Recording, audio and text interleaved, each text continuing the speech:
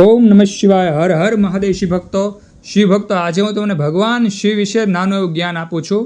શિવજી હિન્દુ ધર્મના ત્રિદેવમાં સહાર કરતા છે, પણ એમનો અર્થ વિનાશ નહીં, પરિવર્તન છે. જૂનું જાય તો નવું આવે, એ સિદ્ધાંતના દેવ છે.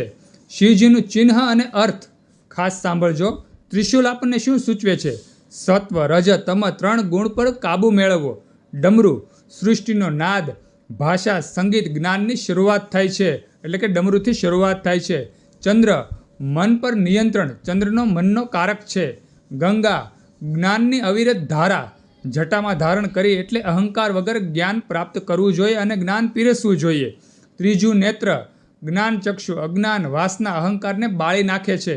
સર્પ મૃત્યુ અને કાળ પર વિજય, વાસુકી નાગને ગળામાં ધારણ કર્યો છે. ભગવાન શિવે ભસ્મ આ દુનિયામાં નશ્વર છે, એની યાદ અંતે બધું જ રાખ જ થવાનું છે. નંદી ધર્મ, શક્તિ અને ભક્તિનું પ્રતીક છે. શિવના વાહન, શિવના મુખ્ય નામ અને રૂપ. પેલું છે મહાદેવ. મહાદેવનો અર્થ થાય છે દેવોના પણ દેવ, એ તો તમને ખબર જ હશે.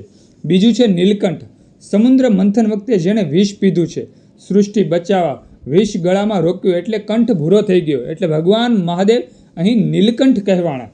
ત્યાર પછી છે ભોલેનાથ. ભોળા ભક્તથી જલ્દી પ્રસન્ન થાય, લોટો પાણી ચઢાવો તો પણ તે રાજી રાજી થાય. શિવ ભક્તો, ચોથું છે નટરાજ, તાંડવ નૃત્યના રાજા.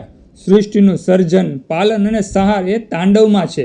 પાંચમું છે અર્ધનારીશ્વર, અડધા શિવ અને અડધા શક્તિ. સ્ત્રી પુરુષ સમાન છે, એનો આ સંદેશ આપે છે અર્ધનારેશ્વર. ત્યાર પછી છે શિવ પરિવાર.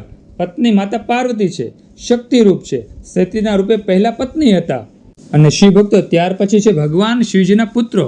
ગણેશજી જે વિઘ્નહર્તા છે, કાર્તિકેય જે દેવોના સેનાપતિ છે.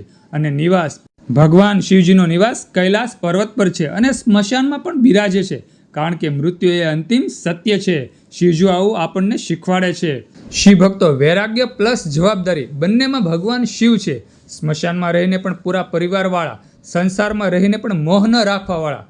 સમતા, ભૂત, પ્રેત, દેવ, દાનવ, સાપ, ઉંદર બધાને સરખા ગણે છે, ઉચ્ચ નીચ નથી રાખતા. એટલે કે ભગવાન શિવ પ્રત્યે બધા જીવ એક સમાન છે. ત્યાર પછી છે ક્રોધ પર કાબુ.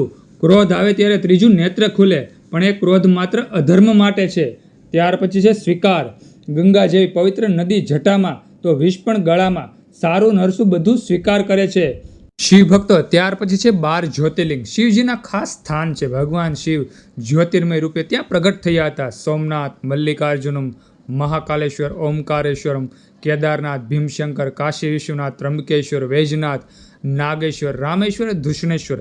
શિવ ભક્તો, ભગવાન શિવજીને સોમવાર શિવજીનો વાર ગણાય છે અને સોમવાર ભગવાન મહાદેવને ખૂબ પ્રિય છે. આ દિવસે ઓમ નમઃ શિવાય મંત્ર અને કાચું દૂધ, બિલીપત્ર ભગવાન શિવજીને આપણે ચઢાવવા જોઈએ, એટલે કે શિવલિંગને ચઢાવવા જોઈએ. અને શિવ ભક્તો, આમાંથી આપણે સાર શું લેવાનો છે? શિવ એટલે કલ્યાણ. જે છોડવું જરૂરી હોય એ છોડી દેવાની અને નવું સ્વીકારવું જોઈએ. એ સ્વીકારવાની હિંમત આપણને ભગવાન શિવ આપે છે. એટલે નિરંતર આપણે ભગવાન શિવજીની આરાધના કરવી જોઈએ.